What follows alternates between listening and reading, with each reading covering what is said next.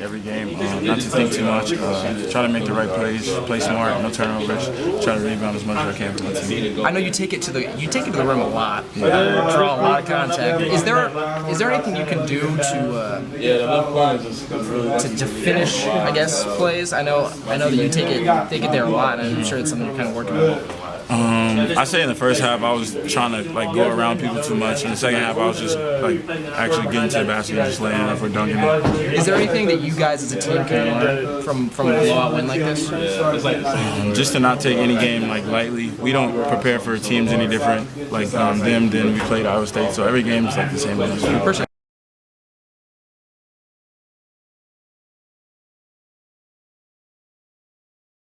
You were hoping to bounce back from? Yeah, for sure.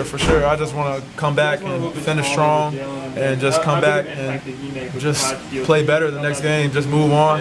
That's a loss that we took. We shouldn't have lost, but it's okay. We just got to move on. It's a long season. Are you in a little mini shooting slump right now, I guess, or what, in terms of obviously not from the free throw line, but I'm just trying to get my teammates involved, trying to get them more involved. I'm starting to see more double teams from the scouts and stuff like that, and there's more people starting to scout me, so I'm just trying to get everybody else involved. Doing well from the free throw line. I thought big guys weren't supposed to be doing well from the free throw line. I practice that every day. My mom, she used to cuss me out every day if I missed free throws every game in high school. She'd be yelling right next to the floor, just yelling about free throws, so I'm just used to making a lot of my free throws.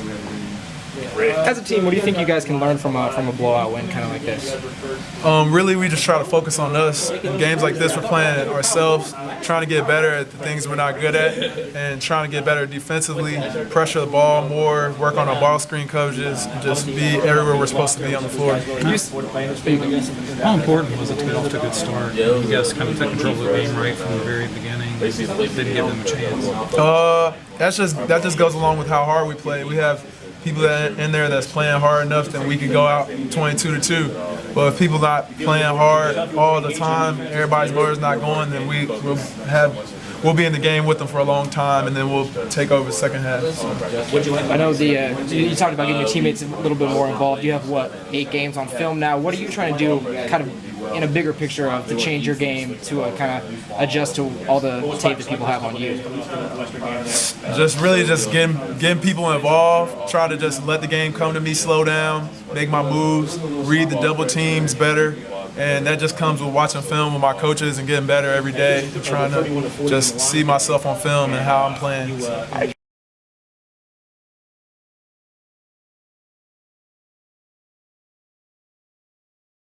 What can you take out of a game like today when you were obviously overmatched the opposition? A lot. We have millions of miles to go to get where we can have a chance to beat a team of equal or better talent. And so the opponent today really wasn't Pine Bluff, the opponent was ourselves. And we've lost a game already at home to a team of lesser talent. And we have lost to a team at home of equal or better talent. And we've done the same on the road. And so you have to utilize not just game day, but shoot around on game day and film on game day and practices to grow up. And we got a lot of growing up to do, and I thought there was some of that displayed today.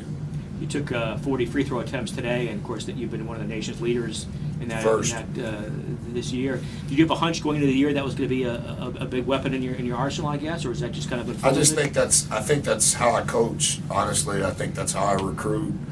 I like guys that are switchables. I like guys that can do multiple things. Guys that can do multiple things typically create rotation when rotation is forced, particularly with the new rules. I think I mentioned it to you after our third game. I'm not very smart. I wasn't involved in the rule changes. But I think those rule changes will change recruiting, because I think you want to recruit more guys than ever before that are hard to guard. If you're hard to guard, you get fouled. And so it'll be interesting to see. We've always recruited that way, not because of anything other than that's just kind of our style. But We're first in the country in free throw attempts and 15th in the country in offensive rebounds. Those are two really good things. But we're one of the worst in the country in turnover percentage. And so you can't get a free throw attempt or an offensive rebound if you're handing the ball to the other team. And so I don't think that we're very good offensively. I think we'll improve. I don't know that we'll necessarily ever be good, but we can overcome some of our deficiencies by getting fouled and getting second opportunities. But when we turn it over 20% of the time, that removes any margin we have. As far as making some of those free throws, I know it was kind of a struggle the first couple of games. Is that something you feel like you guys have gotten a lot better with? The numbers say that for sure.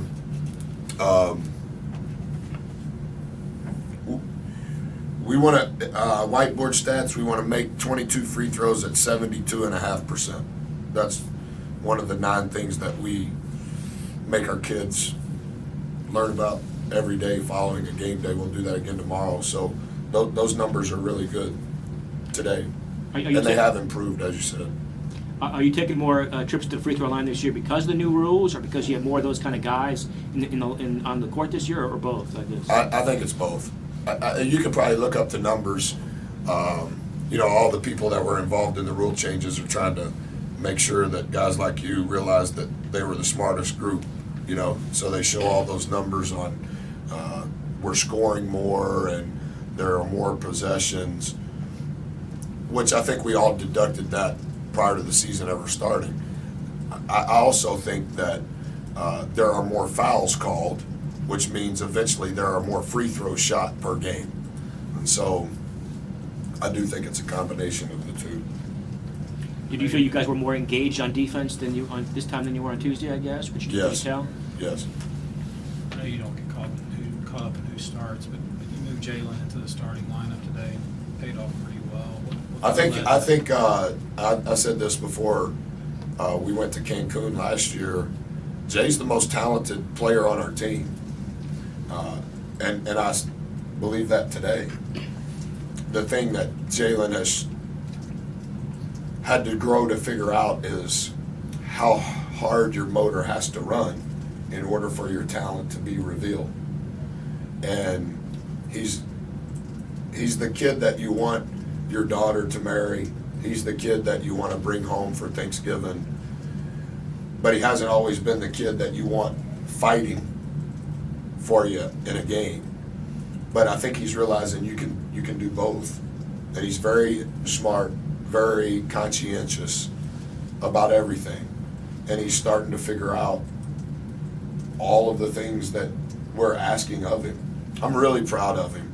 Not because he's a good player, he's been a good player. I'm really proud that he's forcing himself to do what we're asking him to do. And, as a coach or as a teacher, you get excited about growth in your students. And he's easy to cheer for, particularly when he plays hard, because you look at him and go, oh, I didn't know you were that explosive. Oh, I didn't know you could jump that high. But when your motor's running at the right pace, you see those things.